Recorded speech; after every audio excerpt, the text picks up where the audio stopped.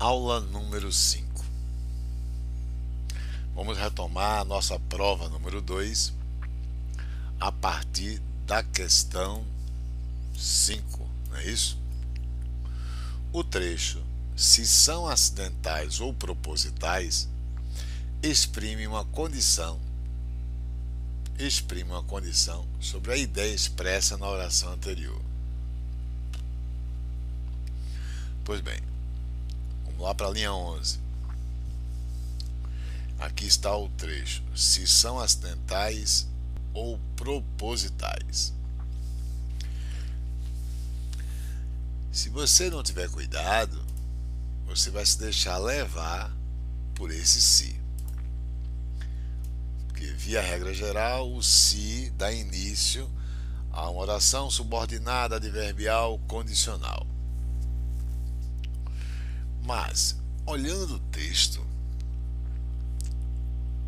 com cuidado, ele diz aqui, vamos lá: convinha que se averiguassem, convinha é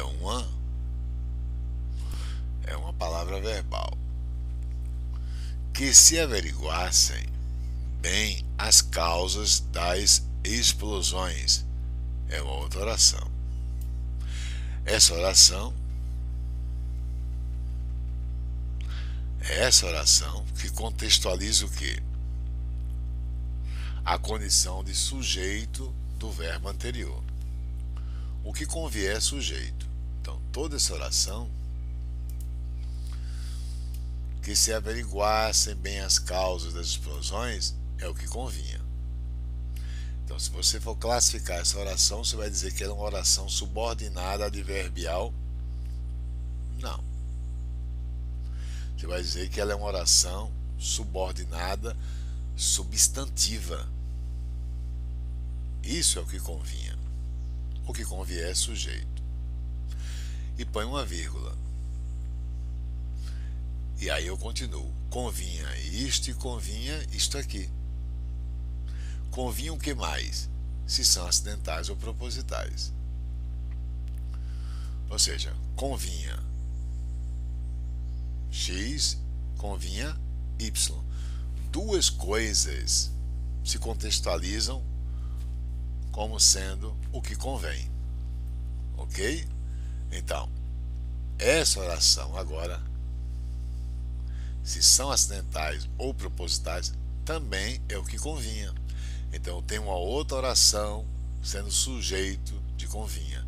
Eu tenho outra oração sendo sujeito, e a oração que exerce a função de sujeito também é oração subordinada substantiva, subjetiva, tanto quanto essa primeira aqui, da linha 10, que eu pintei de amarelo. E as orações subordinadas substantivas, via regra geral, ok? Não podem ter valor de advérbio. Não é isso? Aqui ele diz, exprime uma condição. Para exprimir condição, teria que ter valor de advérbio, porque quem exprime condição é a oração subordinada adverbial condicional. E eu não tenho oração subordinada adverbial. Eu tenho orações subordinadas substantivas. Então, a questão número 5 está errada. Ok? Vamos para a questão meia dúzia. A inserção de "caso fossem" imediatamente antes do termo "submetidas" explicitaria o sentido condicional do trecho "submetidas a dadas condições". Olha o que ele está dizendo aqui: submetidas a dadas condições. Ele diz que isto aqui terá o sentido condicional. Isso aqui.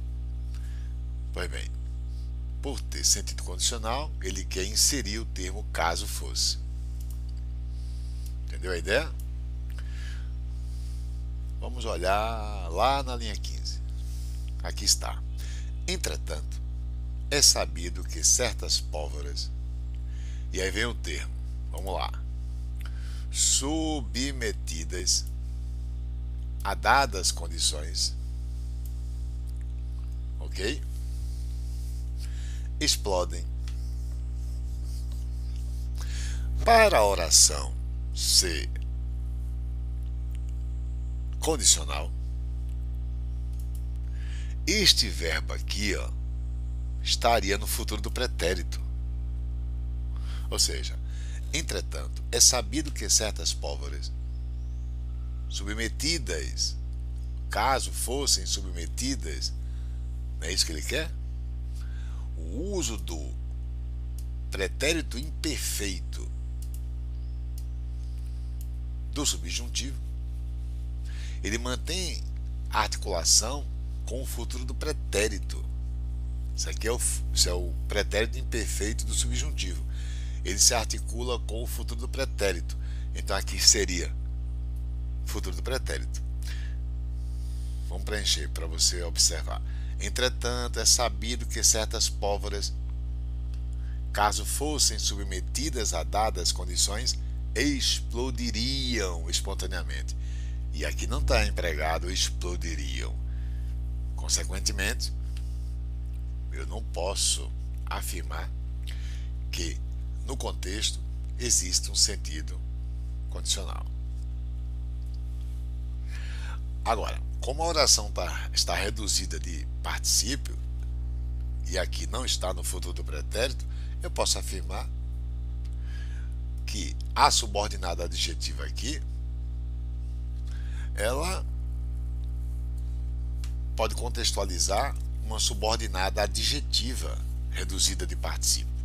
E eu diria, entretanto, é sabido que certas pólvoras que são submetidas a dadas condições explodem espontaneamente.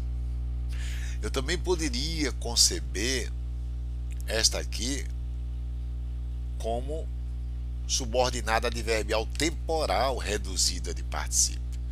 E aí eu diria, entretanto, é sabido que certas pólvoras, quando submetidas a dadas condições, explodem.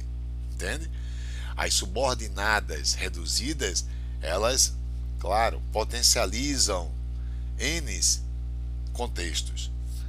No caso aqui eu tenho a ideia de tempo reduzida de particípio ou uma explicação vinda de uma subordinada adjetiva explicativa reduzida de particípio.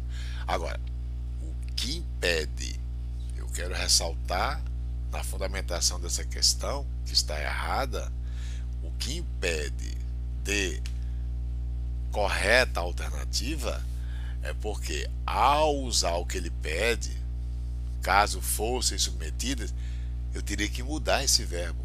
Ele não alterou o verbo explodir. Teria que ser explodiriam, ok? Então ponha errada para a questão meia dúzia.